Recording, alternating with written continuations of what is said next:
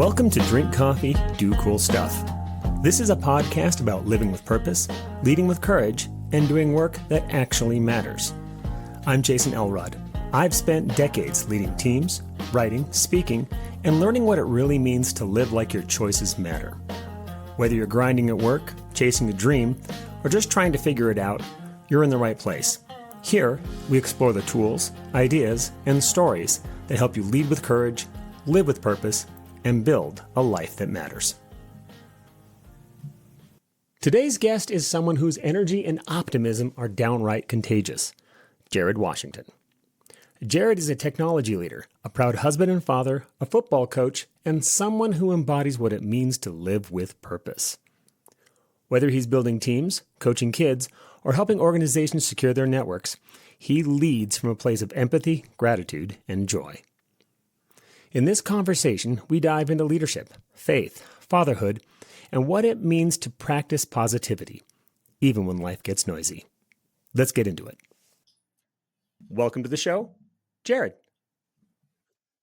Thank you for having me, Jason. It is an absolute honor and a pleasure to be here and make it on the Limitless Cyber Podcast with you. I appreciate you being here, and this is fantastic. So the show's called Drink Coffee, Do Cool Stuff. So let's start with the coffee. How do you take it? Oh, man. I take my coffee double shot espresso, okay, with an Americano. I actually have an amazing machine here, an espresso machine, an Amaretto espresso machine, automatic espresso machine. Load the beans in, and it does the rest, my friend. So I have the My Cup setting set for 2 shots of espresso, and then I'll hit the Americano setting and do a third shot of espresso, add a little water, and then a little bit of cream and sugar, and off to the races we go, good sir. Okay, that's the way to do it. So I was going to ask there. So that's basically a 3-shot Americano. Yes, sir. The way to do it. That's actually very close to my go-to in the morning, which is probably a 2-shot Americano. Okay. And then a 2-shot Americano, and then a 2-shot Americano. Yeah. Absolutely. Yeah, I'll usually switch to I also do a drip coffee, right? A standard coffee machine, and the right out there, and just do it directly into the cup. And just make myself a pot of coffee that I'll be sipping on throughout the day as well. So a little bit of rocket fuel to kick it off, get the juices flowing, get the day started, and then, make sure that I keep a nice even line and an even keel throughout the day. The other thing that I'll do sometimes is I'll get some cold brew concentrate going. So I'll do the grind. I'll put it in this little doohickey I have on the counter, and it kind of sits there all day, and then it does its cold brew, and then I'll have that. So that's always in the wings. Just in case I need to run something a little bit later. Yeah, man. You never know what the day may hold. So sipping on this espresso right now, and it is delectable. I know, and we're not going to tell people what time of day we're recording this, because then they would probably judge us. Let them judge us, Jason. Let them come. Let us be judged. So every time I talk to you, you are like the ultimate hype man in my life. You're always after it. You've got the spark, and it is a fire, and it happens all the time. So every time I talk to you, you really do seem truly alive. But I want to ask you that question because I don't know if there's. I know Jarrod at 100, but is there 120% Jarrod? Even though that is mathematically impossible. I don't know if you want to do that. I don't know if you want to open that can of worms. I do. I don't know if the world is ready for 120% Jarrod Washington. Okay. Well, see, honestly, this is the Spinal Tap moment. What we do is we just make number 10 louder. Exactly. That's all it is, right? But this one goes to 11, but why don't you just make 10 louder? Yeah, we might disrupt the time-space continuum if I... This one goes to 11. So yeah. When was the last time you felt truly alive, though, where everything mattered or you were in a flow state? When you were at 11? When I'm at 11, actually last Friday, coaching flag football. Okay. So I have a 9-year-old and a 5-year-old, Bryson and Elliot. Mhm. And, we are here in wholesome, Folsom, California, and very blessed with a phenomenal community of people, of church, of school, and of course, sports. And so I, am a big football guy and got Bryson into flag football these past couple of years. And my wife was like, hey, instead of being that crazy parent on the sideline, why don't you take some of that energy and channel it into the kids and get them hyped and build the love of the sport of football with them? And so I was like, you know what? That's a great idea. So now I'm just the crazy coach. You're no longer the crazy parent on the sideline. You're the crazy parent on the field. Yeah, literally. Yeah. And so, man, that is, my wife made a very interesting observation a couple of weeks ago. She said, Jarrod, I love watching you coach because it's the one place where I see you truly let your guard down and you are just authentically 100% you. And for me, like I found that to be, very impactful and quite the compliment, actually. I am highly competitive, being No. that, yeah. I'm definitely a go hard or go home, rise and grind type mentality guy. And so, I take that to the kids. I do so in a positive way, though, right? I make sure to everything that I say and do is in a positive, enriching fashion because I know that, these kids are young and there's enough craziness in the world. But hey, when we're on the football field together, we are one team with one mission. And that mission is to have fun, right? The mission is to have fun, build great memories, and hopefully win a couple games while we do it. And so I absolutely love coaching. I get in a flow state. I build out great plays. I whiteboard with the kids. I bring the whiteboard out on the field. I make sure that they understand each of their positions. And it is just such a blessing to be able to have that opportunity and also to have a child, that is good at sports. Bryson is quite the athlete. He gets it from his father, of course. And being out there and having that ability to coach him and all of his friends, right? I mean, these kids that are on this team are the kids that are in the community that they all go to school together. They play after school together. They ride bikes around the neighborhood. And, now they're throwing each other touchdowns. And I get to be a part of that. And I get to help to, really stoke that fire and that love of not just football, but organized sports in general for them. Because I think there's a lot of great life lessons that come from sports and participating. So did you have a lot of sports when you were growing up? Is this something that's kind of you're now cascading this down to the next generation, or is this a new space for you?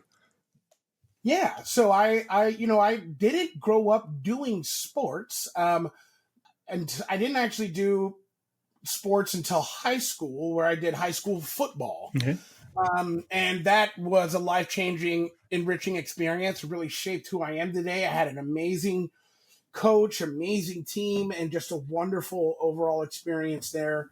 But I grew up doing a different sport, musical theater. So I grew up doing professional musical theater, right? And to me, that is a sport as well. Everybody has their roles, right? It can literally be life and death in theater, right? If the set crew behind, right, Mm-hmm. you have these giant set pieces that weigh multiple tons. If they fall down and crack you on the crown of the head, that could be the end of you. So you got to be sure to all be in alignment. You got to be sure to be on your marks, the cues. You have the orchestra there that you have to be there. And then of course your fellow actors on stage. And you're calling the plays, which is and running a playbook, which is the script, right? It's funny that they call the play script, running the script in football or running the script in sports. We ran the script on stage. So I did professional musical theater since I was 8 years old, and then didn't get into sports until I was in high school, like I mentioned. Okay, so that's interesting. I've never heard anybody actually make that connection before. And I mean, they seem they seem different. I mean, yes, football, definitely a team sport. Everybody's got a spot on the team, a prescribed place to be. You're going to run various plays, various times. You're going to react to the systems there. That seems a lot more dynamic and an environment versus theater, which I think a lot of people perceive it as being, hey, I'm the star of the show. I'm an actor. I'm in the middle. I'm in my space, and everybody's in their own space necessarily, not necessarily a team. So Right. No, absolutely. And I think it's society has kind of pegged, right? I mean, when you think of football, you're thinking of the jock and that star football player and the quarterback and all of that. And then when you think of theater, you're kind of thinking of, that kind of nerdy theater kid, right? That, hey, he's singing, he's dancing. They're kind of doing their own kind of drama, things of that nature. And typically, folks, I would say most of the time, definitely perceive them as being completely exact opposites, right? Right. One more emotional, intellectual, one more physical sort of contact, I guess. Right. Exactly. But growing up in theater, when you really kind of peel that onion back and take a deeper dive under the hood, you realize just how much of a team sport theater is, right? When you start to really break it down, when you break it down to the actors, the leads, and the ensemble. High contact sport, right? Too, right? There's a lot of dancing, you have aerials, and you're building this very extravagant show. And then on top of that, you have a 30-piece orchestra that you have to be in lockstep with. And you have a conductor that is there. You have a sound person.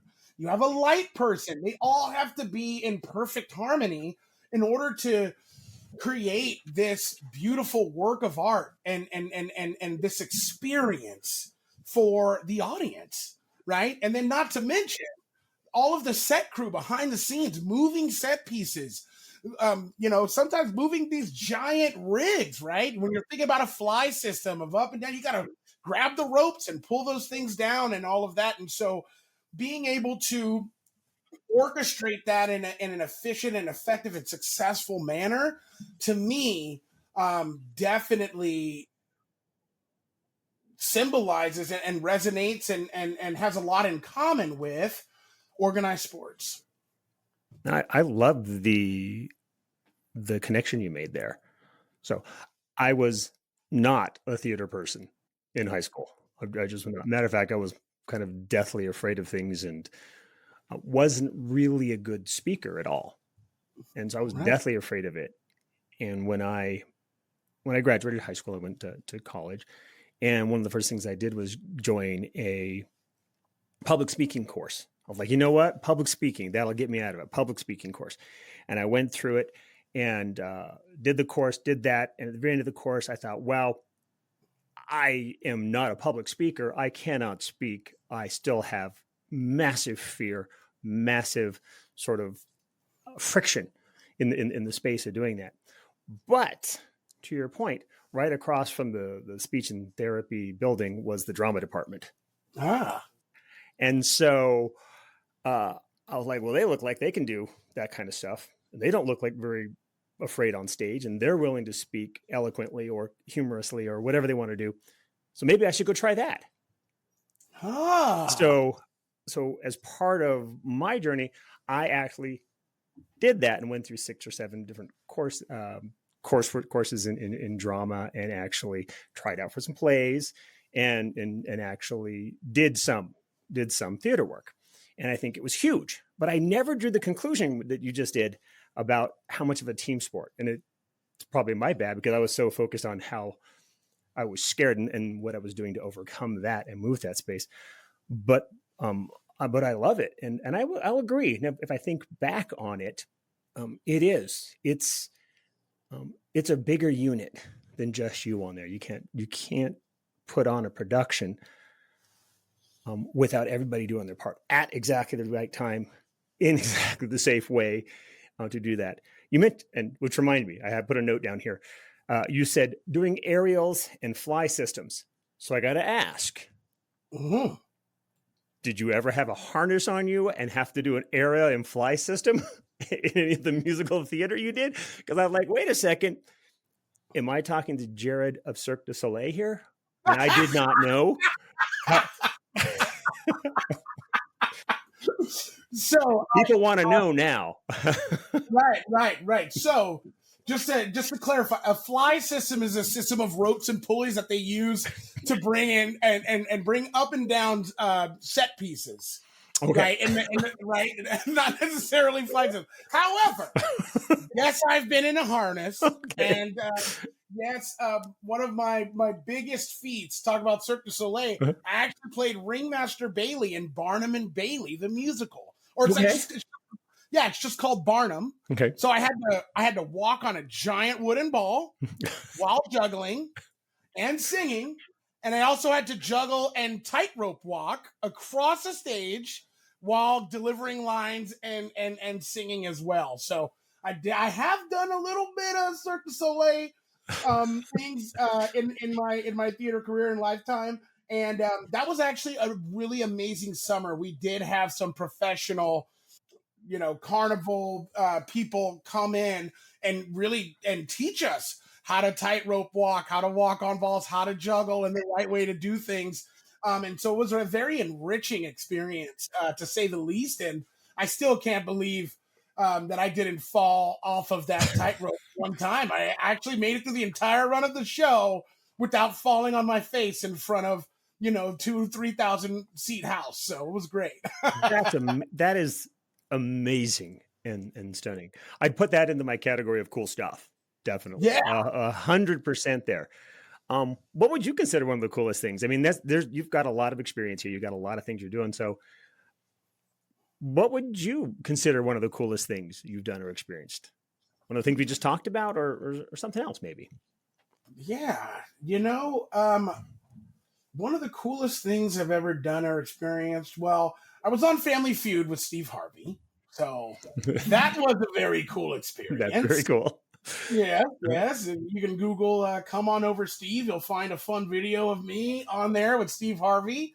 So that was really, really awesome. But I honestly, and this may sound cliche and I might get some flack for this, but one of the coolest things I ever did was becoming a dad. Mm-hmm. I grew up without a father, and so I always in my mind was like, man, I'm going to be the best dang dad that ever lived, and for me, it's really cool to be a cool dad and to be with my kids in the community and, coaching football and having the kids high-fiving them, Coach Washington and Bryson, your dad is cool. And being out there, for both my 9-year-old and my 5-year-old. And I just think that it's incredibly cool, to embrace fatherhood and to be able to build these spectacular experiences for the kids and make magic happen, right? Magic is real. And I am the creator of that and the arbiter and administrator of the magic, right? And so it is, to me, it is really, really awesome. And so those are a couple of the really cool things that I think I've done in my lifetime. Well, I think that's amazing. I think that is absolutely amazing. What has that taught you about other areas of your life?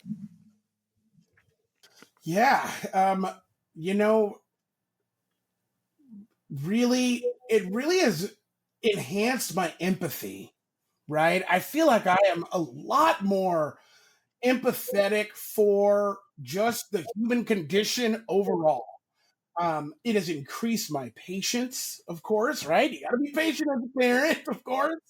And within that patience, being able to, the empathy piece, right? Being able to put myself in their shoes, in the kids' shoes, right? Mm-hmm. There's some folks, that may have grown up, kids should be heard and not seen, and or seen and not heard, or what have you, and things of that nature. And, growing up, I had an amazing childhood with, being raised by my mom and my grandma and my aunts and uncles and stuff like that.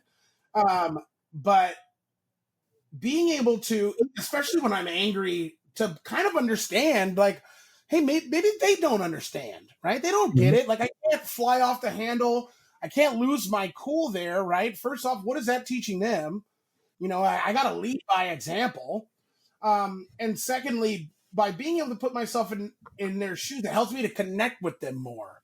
And I find myself being more empathetic to people in general now, and understanding that, even if they are crazy and they're coming from a dark place, to understand that there's a reason behind that, that perhaps maybe they were raised in a different environment, or maybe they're going through something in their life that is making them act this way, or do things, and to really just not judge a book by its cover and give everyone the benefit of the doubt. Out of all the things that fatherhood and taught me, it has definitely made me kind of a more loving and empathetic human being, which I'm very grateful for. I love that lesson, and I would agree. I mean, when someone snaps at you, or they maybe come across maybe in a little bit more negative sense, it very, very seldom is it about you, 100%. Unless you're being a complete jerk, and then of course it can be at you 100%. That's fine. Yeah. But I love the reframe you have there. Just because somebody's not showing up as their best self doesn't mean they don't have a best self. Exactly. It's just because you're not seeing evidence of it right now doesn't mean it doesn't exist. And I think I love that idea of empathy and love, showing up with more empathy and love to a situation. And love in that kind of general sense, I've got to come from a loving place. Like if this was my child and they were acting this way, would I, send them to the lions immediately? Or no, I'm going to go, I'm like, I'm sorry, there you go. Yeah, that's it. Or would I try to understand as best I could? And would I recognize that, like everybody, we all carry weight. We all carry weight around, and sometimes that weight can be a lot. It can be a lot, and the energy to hold that in your life can sometimes make it really hard, right? Or where you don't have much left to give to somebody else in the conversation. Right. And I think, I love that reframe, because like, hey, how can I show up with more empathy here? Right. And sometimes you can't. Sometimes that person is just, they're in their dark space. They're in that dark place, and they really can't express it, and they've got to react more than respond or act. And to me, sometimes that's when you find somebody like that, that's sometimes the hardest part for me, because you want to help, you want to reach out, you want to get that going sometimes. And it's just not an available option sometimes for some folks. Yeah, exactly. And, especially in these crazy times we live in, right? There are many people going through many a thing. Okay. And to your point, I think, like you said, there is a best self somewhere. Right. Yeah. And, even if you're not able to resolve that tension in the moment, and it may not end on a positive note, right? You may end negatively, but by coming from a place of empathy and love, you can walk away and not let that dim your light, right? Dim your light and affect you, right? Because, sometimes people will walk around and you'll have a bad interaction for that day. It could you ruined my whole day, and you're like carrying that pain around, right, with you. And now you've kind of been stained with that. And now you're carrying that on, and that may trickle down to your family, your workplace, right? Your peers, your team, right? If you're a leader, the team that you manage. And that's not fair to them. And it's not fair to you, because you deserve to have happiness, right? And have a bright light shining within you. And so for me, kind of having that reframing my mindset, helps me to walk away from those situations more unfazed. And also, in the moment, you do have those times where you are able to resolve that tension, and maybe you could turn it around that day, and maybe, right, that person, which I've had happen, might come back to you and say, hey man, I'm really sorry about that. I'm sorry that I talked to you like that. And I appreciate, the words that you said and the kindness you showed me in when I wasn't my best self. Right. And Mm. you can get that gratitude. And for me, I mean, there's nothing better. Hashtag practice positivity is one of our things, right? Practice And positivity. Yeah. practice positivity and bring that to other people. I think a lot of people need it. Well, I think so too. And I think there's a lesson there because nothing is unchangeable except stuff that's already happened. Right? Right. Only stuff in the past. At any moment, I can choose. Like right now, I can choose to be positive, choose to be negative, and then either one of those is written into the past. But that's it. They're in the past now. It doesn't stop me from being saying, "Hey, I no longer want to do that. I no longer want to be that way." Maybe I didn't show up as my best self. Next time, I'm going to show up better. So I think also letting people have a little bit of give them hope that it's not forever. Just because something happened because of what it was or what it did or how they acted doesn't mean that they can't act different today or tomorrow or the next day.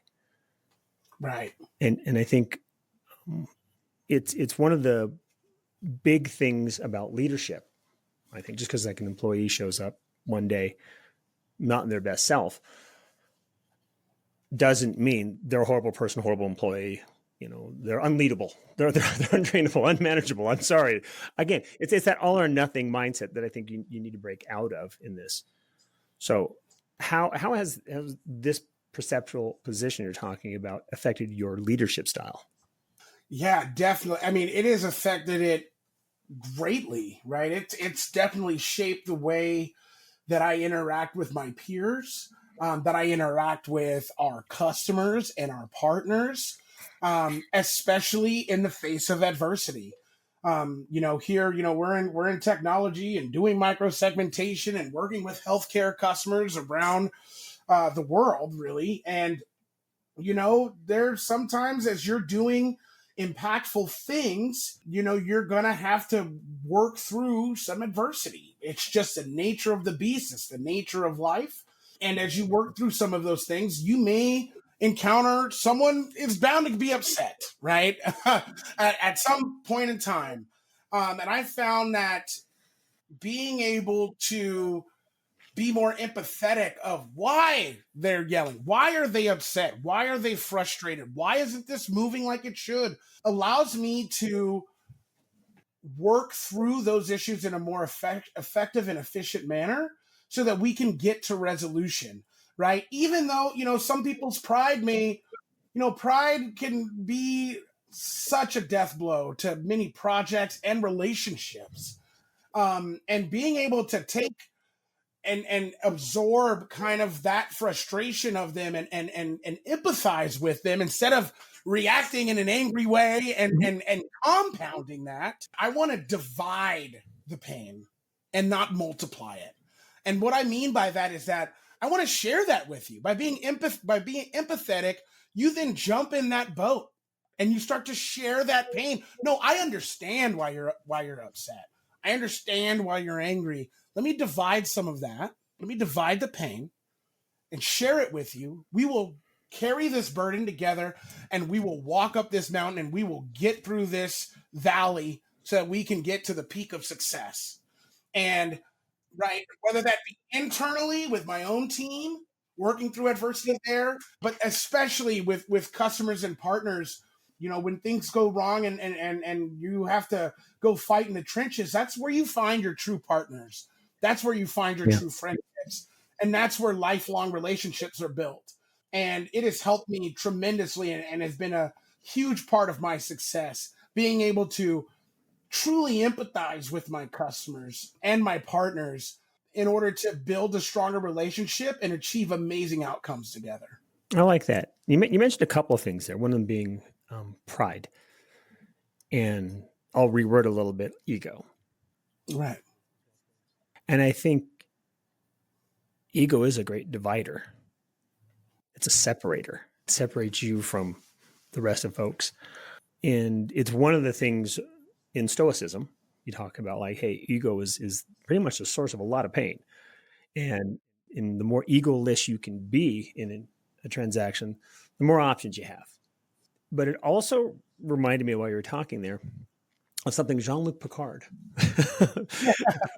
said that stuck with me, but I'm paraphrasing it. Where he said, you can do everything right and still lose. Right. And that's okay. I mean, it sucks losing. But you can do everything right and still not win, I guess is what I'm saying. I mean, maybe not lose, but you can do everything right and still not win. And when you have too much ego in it, it gets toxic around it. Like, I mean, the idea of winning, you do everything right and not win. But if you're not concentrating on doing the right thing, but instead concentrating on the win thing, that's where the division happens a lot of times, right? I can do all the right things, still not win. Well, what's the gap there? I can do a bunch of wrong things, maybe, and get the win on top of it. And I think a lot of times when you can contain that ego, control that ego, or as much as you can release that ego, the parts you're talking about there become available. Those are options, right? You can't really see someone else's pain unless there's a space for you to see it. Exactly. If you're so full that there's no space for you to actually see that and understand it because you're driven to something else, maybe a success at the expense of others, then it's going to be really hard. But when you do take a step back and say, I'm just going to do the right thing as best I can and let it play out, I'm going to win, or not. But regardless, I'm going to do the right thing. And that really struck to me that came to me just now when you were talking about this, the ego of it, the pride, doing the right thing. And guess what? You can do the right thing. Still not win. Exactly. And I think, that you make such a great point. I love that. Like when you're so full of your own ego, you have no space for empathy. You have no space for even constructive criticism, right? Or things of that nature. Your ego can be a detriment to yourself and those around you and those that you love and those that are important to you.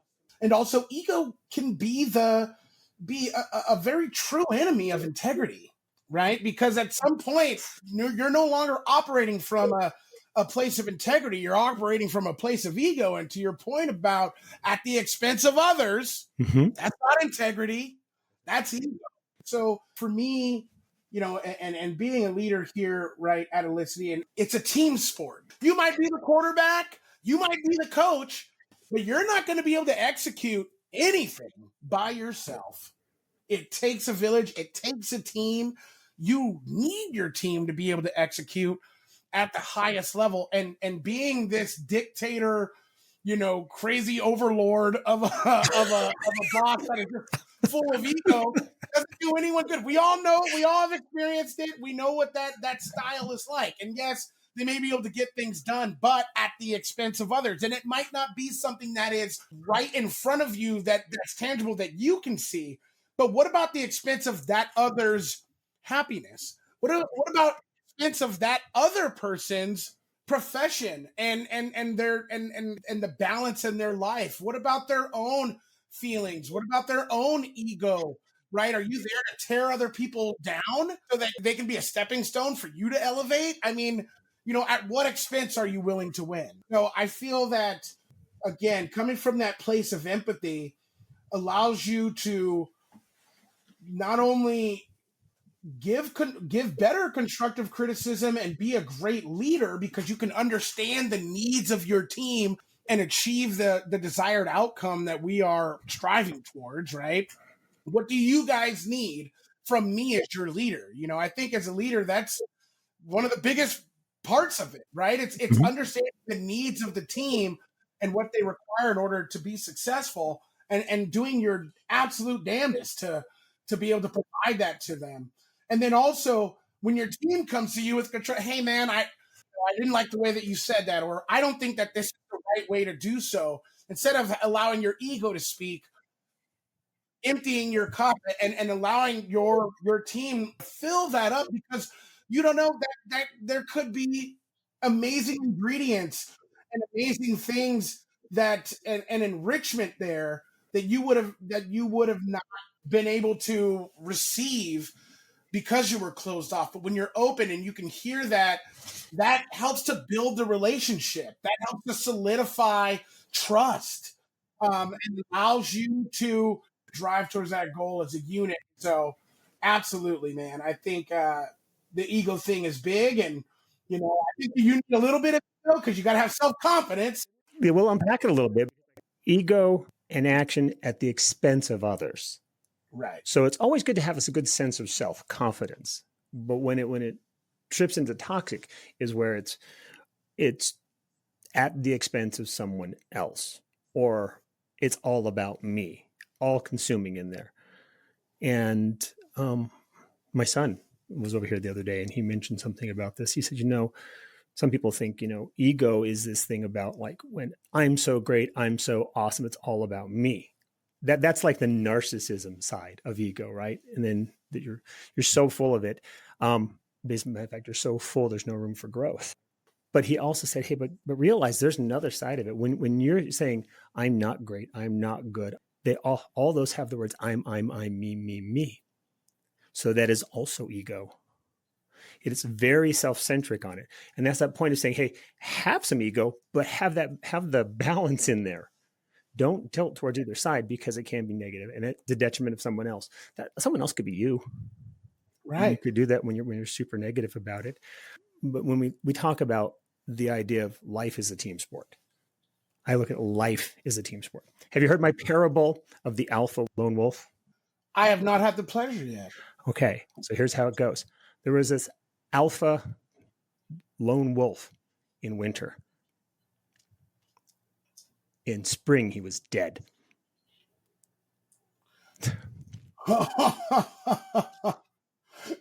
There you go. That's what happens to a lone wolf in the winter, in the darkest times when there's no heat, and it's cold, and you're missing your pack, you're missing your group there. So that's my parable of the lone wolf. I like it. To the point, succinct, and poignant. Poignant. Yes. Yeah, I got lots of words.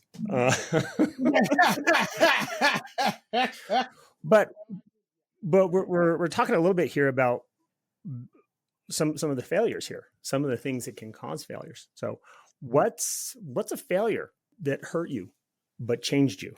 I'm going to say in a positive way. A failure that hurt me but changed me. Yeah. One failure that I had was I was going for, I won't say the company, but I was going for a promotion. Okay. Mm-hmm. And I went for that promotion and I thought that I was a shoo-in for it. Okay. And I prepared and I had all the right calls. I had a PowerPoint. I was on point. I was the top draft pick in the draft. Okay. First round. Yeah, first round draft pick. And I had a little bit of ego and I felt really good and I had a lot of self-confidence in there. And I went in there and I didn't get the role. To my surprise and the surprise of many others. Mm-hmm. And I think, in that I felt really devastated because I was confident there. I had prepared. I thought I had done all the right things. You can do all the right things and still not win. Right. Mm-hmm. And it really hurt me from a deep personal level. And it hurt my self-confidence and it put me into a spiral of doubt. But out of that, I had another opportunity did arise and, the rest is history and I've been wildly successful in my career. But what that failure taught me was that irregardless of what the world throws at me, that as long as I keep my own personal light, my own fire burning within me, mm-hmm. right? Yeah. That I'm going to be okay. That I can overcome anything, and a lot of that has to do with my faith. I'm a big believer in God and Jesus and all the good stuff. And he is a big part of my life. And having him to lean on and faith in myself allows me to overcome any challenge, even when it's the darkest hour, right? I like to kind of envision myself in a very, very dark cave. It's cold and dark, and it seems like all is lost. And there's me huddled around this little flame that I'm keeping burning, that I'm going to keep warm at all costs. And as long as I have that there, not all is truly lost. And so from that experience, it really kind of made me very conscious of that fact, and made me more vigilant about ensuring my own mental health and my own, especially when it comes to thinking about who I am and what I'm about, and also allowed me to really changing my attitude to gratitude. Gratitude is such an amazing tool to leverage when you are in a dark place, because it's really easy to get stuck and focused and wrapped up in the negative things. But if you can just take a moment, even in the darkest hour, right? And, I've been through a lot. We all have, right? Loss of family members, life and death stuff, and jobs and children and marriage and all of that. Irregardless of whatever you may be going through, if you can just find a moment to be grateful, it changes the whole dynamic. Because, and I always start my day off with, hey, I woke up. I open my eyes and I say, I'm on the right side of the grass. Exactly. Right. I woke up breathing. I count it as a win. The rest is up to me. Right. Like, oh my goodness, I got running water in my house. We'll call this episode Success Through Lowered Expectations. Lowered expectations. You said a couple of things there, and I want to call them out. Being that light in the darkness, okay? And faith being, one of those strongholds that you go back to. Immediately went to Psalm 23:4. Yeah. If I'm going to say that, even though I walk through the valley of the shadow of death, I fear no evil. Right. For you're with me, your rod and your staff, they comfort me. And I think it's that light that you're talking about. Because even in the darkest places, you're still you. You're there. And like I said, you still have that hope. You still have that place. And it doesn't matter how many times you fall down. It only matters how many times you get up. Mm-hmm. And I love that you're talking a little bit about grace there, giving yourself grace, being grateful for everything you have, for having the opportunity, and realizing just by opening your eyes. I mean, I open my eyes and I see darkness. Guess what? I open my eyes. There you go. It's a dark room. It's a dark place. But you got to get up and you got to keep going on. And that's you mentioned relying on that light, noticing that you do have a light. You do have that space there. Mm-hmm. So I got to guess because you just said it here. But one of my questions is, what keeps you grounded when life gets noisy? When it's really hard? You've already said your faith, but how would you coach your team on that? Yeah. I mean, for me personally, it's faith and family, right? Like my wife and my kids, like, man, I'm blessed to have two healthy boys, right? I brought boys into this world, two of them that are growing up. And my wife is my rock. She keeps me very, very grounded and talks through things, and is definitely an amazing support and such a blessing in my life. But yeah, just sitting with the kids, doing some homework, coaching sports, playing outside, enjoying God's creation, enjoying the nature, enjoying the community that we're blessed to be in, right?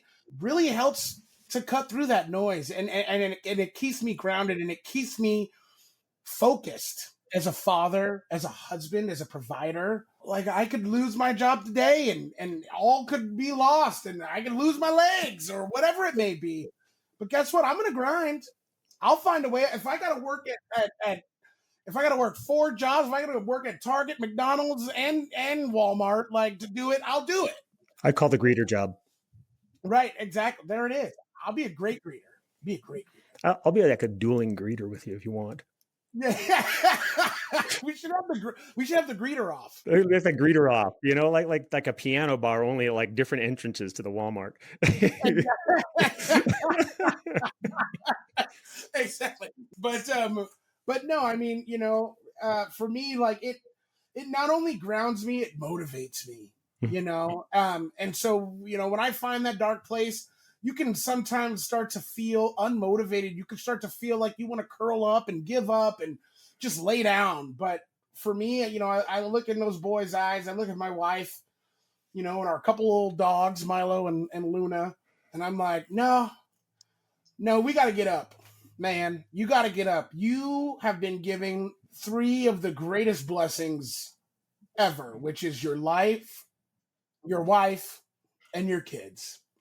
And, being a man of faith, for me, I think that by not getting up, by not being motivated, by not acting, by not doing everything that I can every single day yes, everyone has down days, but, for the most part, keeping my fire lit, I feel that it's my way of ensuring that I'm honoring God and I'm honoring my faith by doing the most that I can with the life I've been given, and also taking care of the lives that I've brought into the world as well. So, when we talk about being grounded, I mean, really it's my faith, and then also my family. No matter what the world throws at us, we will always have each other. As my wife likes to say, I'll still love you even if we have to sleep in your truck.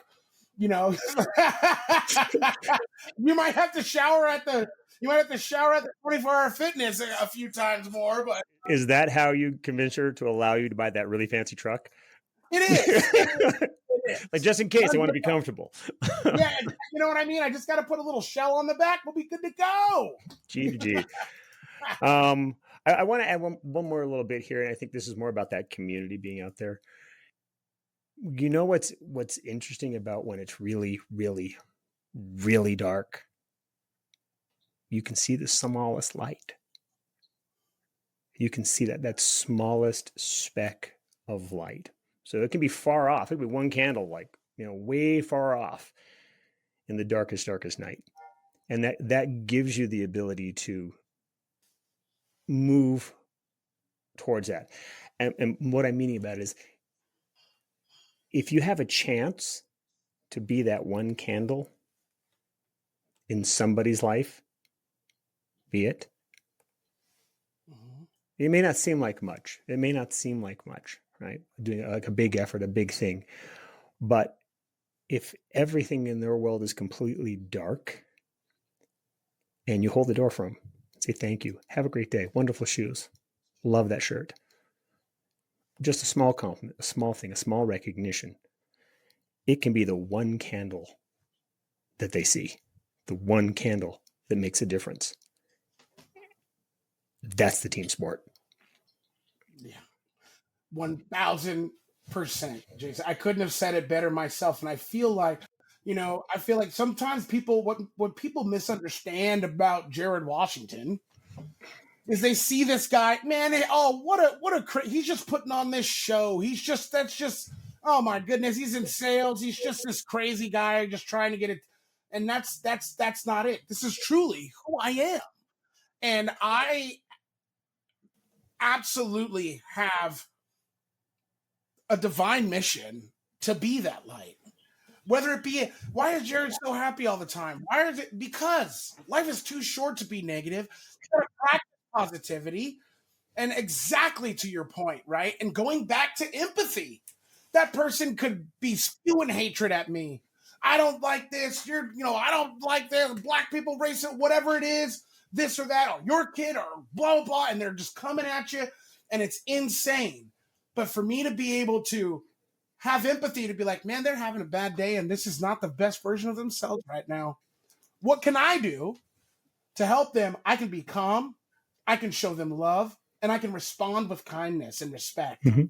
Right? Yep. And that could be the one light that changes it around for them. And you never know, when that one light may just illuminate their own pathway to success, to happiness, to love.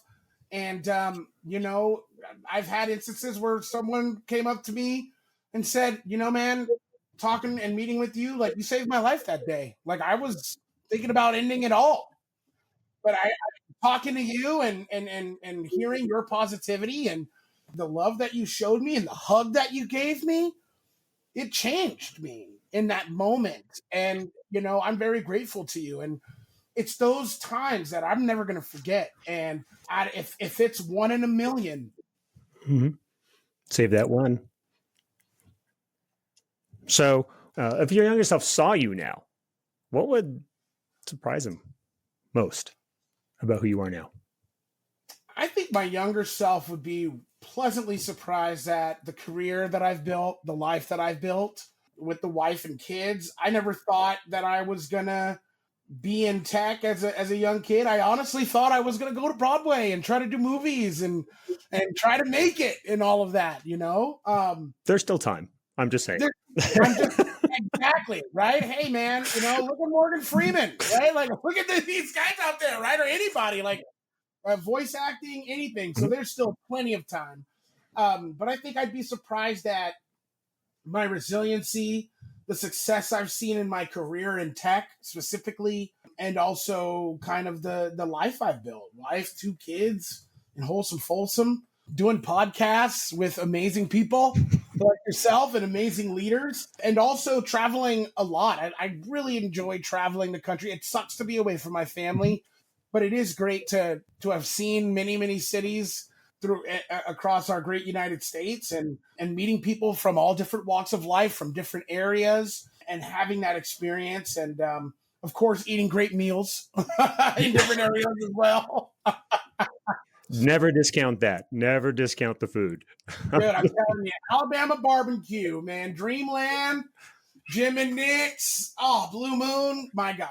So, but yeah, I think, my younger self would be pleasantly surprised there, and also just kind of my ability to persevere, through this adversity. And people say, don't you miss theater and things like that? But I feel like I am still on stage, right? Like I have a role to play, and now the stage is bigger because the stage is my life.